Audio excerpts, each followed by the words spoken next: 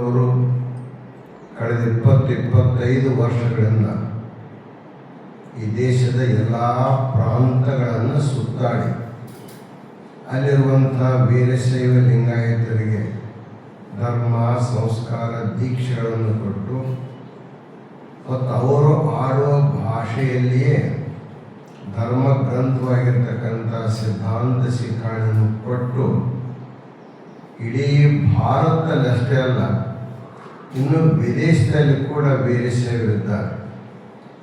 ವಿಶೇಷವಾಗಿ ಬೇರೆ ಬೇರೆ ದೇಶಗಳಲ್ಲಿ ಇರ್ತಕ್ಕಂಥ ವೀರಶೈವರು ಇಲ್ಲಿಂದ ಹೋದವರದ್ದಾರೆ. ಆದರೆ ರಷ್ಯಾ ದೇಶದೊಳಗಿರ್ತಕ್ಕಂಥ ವೀರಶೈವರು ಅಲ್ಲಿ ಹೋದವರಲ್ಲ, ಅಲ್ಲಿದ್ದವರೇ ಈ ಧರ್ಮವನ್ನು ಒಪ್ಪಿಕೊಂಡು ಲಿಂಗ ದೀಕ್ಷೆ ಪಡ್ಕೊಂಡು ಅತ್ಯಂತ ನಿಷ್ಠೆಯಿಂದ ಲಿಂಗ ಪೂಜೆ ಮಾಡ್ತಕ್ಕಂಥ ಸಾವಿರಾರು ಭಕ್ತರು ಇವತ್ತು ಮಾಸ್ಕೋದಲ್ಲಿ ಸೇಂಟ್ ಪೀಟರ್ಸ್ಬರ್ಗ್ ಇರೋದನ್ನು ನೋಡ್ಕೊಂಡ್ಬರ್ತಾರೆ. ಇದೆಲ್ಲ ದೃಷ್ಟಿಯನ್ನು ನೋಡಿದ್ದಾದರೆ ವೀರಶೈವ ಧರ್ಮ ಇದು ಸನಾತನವಾಗಿರ್ತಕ್ಕಂಥ ಧರ್ಮ. ಇದು ಯುಗ ಯುಗದ ಪರಂಪರೆಯಿಂದ ಬಂದಿರತಕ್ಕಂಥ ಧರ್ಮ. ಅದಕ್ಕೆ ಧರ್ಮವನ್ನು ಸ್ಥಾಪನೆ ಮಾಡಿರ್ತಕ್ಕಂಥ ಜಗದ್ಗುರು ಪಂಚಾಚಾರ್ಯರು ಪ್ರತಿಯೊಂದು ಯುಗದಲ್ಲಿ ಅವತಾರವನ್ನು ತಾಳಿ ಕೃತಯುಗದಲ್ಲಿ ದೇವತೆಗಳಿಗೆ ಸಂಸ್ಕಾರವನ್ನು ಕೊಟ್ಟಿದ್ದಾರೆ. ಕೆಲವರಿಗೆ ಪ್ರಶ್ನೆ ಬರೋದು, ದೇವರಿಗೆ ಹೆಂಗೆ ಅವರು ಗುರುಗಳಾಕಾರ ಅಂತ ತಿಳ್ಕೊಂಡು, ಇದೇ ನಿಮ್ಮ ದೇವರ ಭೂಪುರದ ಸ್ವಾಮಿಗಳಿಗೆ ಇವರು ದೇವರಿಗೆ ಗುರುಗಳು ಅಂತ ಕೇಳ್ಕೊಂಬರ್ತಾರೆ.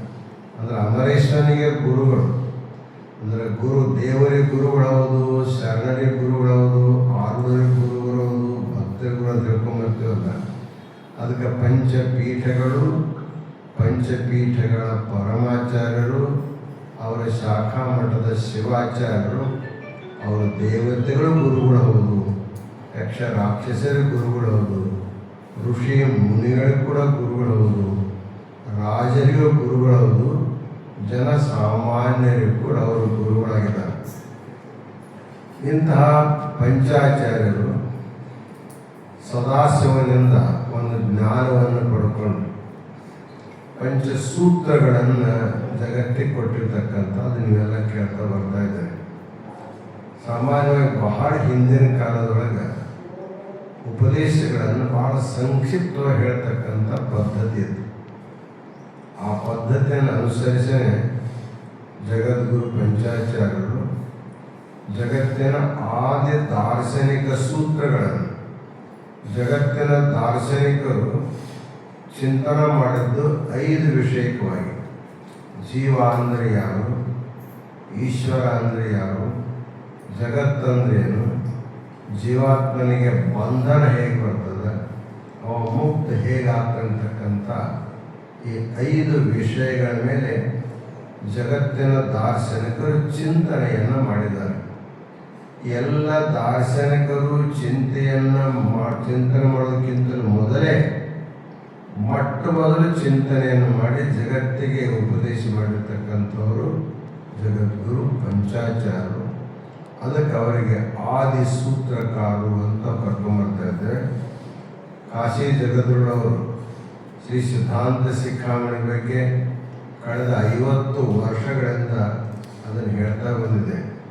ಆ ಸಿದ್ಧಾಂತ ಶಿಖಾಮಣಿಗೆ ಮೂಲ ಆಗಿರ್ತಕ್ಕಂಥ ಈ ಪಂಚಸೂತ್ರಗಳು ಪದ್ವಿಧಿ, ವೃಷ್ಟಿ, ಲಂಬನ, ಮುಕ್ತಾಗುಚ್ಛ ಮತ್ತು ಪಂಚವರ್ಣ ಅಂತಕ್ಕಂಥ 5 ಸೂತ್ರಗಳು ಪರಮ ಪದವಿಯನ್ನು ಪಡ್ಕೋಬೇಕಾದ್ರೆ ಯಾವ ರೀತಿ ಪಡ್ಕೋಬೇಕು, ಜೀವಾತ್ಮ ಜಗತ್ತಿಗೆ ಹೇಗೆ ಬರ್ತಾ ಇದ್ದಾನೆ, ಈಶ್ವರನ ಸ್ವರೂಪ ಏನದ, ಜಗತ್ತಂದ್ರೇನು, ಬಂಧದಿಂದ ಮುಕ್ತಿ ಆಗ್ತಕ್ಕಂಥ ಎಲ್ಲ ವಿಷಯಗಳನ್ನು ವಿಸ್ತಾರವಾಗಿ ನಾವು ಬರೆದರೆ ಅದೇ ಗ್ರಂಥಕ್ಕೆ ವೀರಶೈವ ಪಂಚಸೂತ್ರೀಯ ಪ್ರವಚನ ಅಂತಕ್ಕಂಥ ಹೆಸರನ್ನು ಕೊಟ್ಟಿದ್ದೇವೆ.